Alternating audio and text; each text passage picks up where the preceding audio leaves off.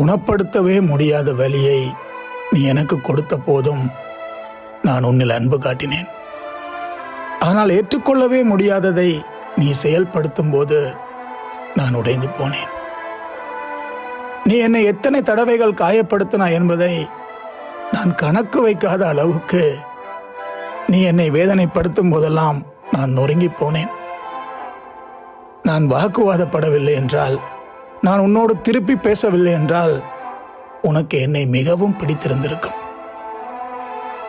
என் பாசம் உனக்கு இலவசமாக கிடைத்திருந்திருக்கலாம். ஆனால் உன்னளவுக்கு நான் யாருக்கும் என் இதயத்தில் இதுவரை இடம் கொடுத்திருந்ததில்லை. நான் கூர்ந்து கவனித்து பிரச்சனையை உருவாக்கவில்லை. அப்பட்டமான உண்மையை நீ பொய்களால் மறைக்கிறாய்.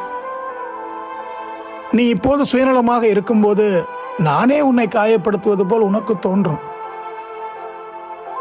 நீ என்னை ஏமாற்றுகிறாய் என்று எனக்கு தெரிய வந்த பிறகும் நான் அதனால் பாதிக்கப்படவில்லை என்பது போல் நடித்தேன்.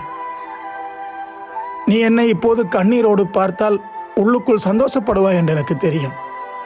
ஆனால் நீ தந்த வலியை நான் புன்னகையோடு ஏற்றுக்கொள்கிறேன். இதுதான் நிஜம், நிரந்தரம் என்று நான் நினைத்ததை கைவிட வேண்டிய ஒரு சூழ்நிலை வரும் என்று நான் நினைத்ததே இல்லை.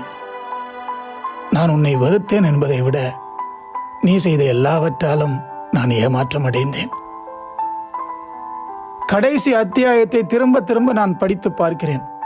இந்த முடிவுக்கான துப்பு ஆரம்ப பக்கங்களிலே இருந்திருக்கிறது.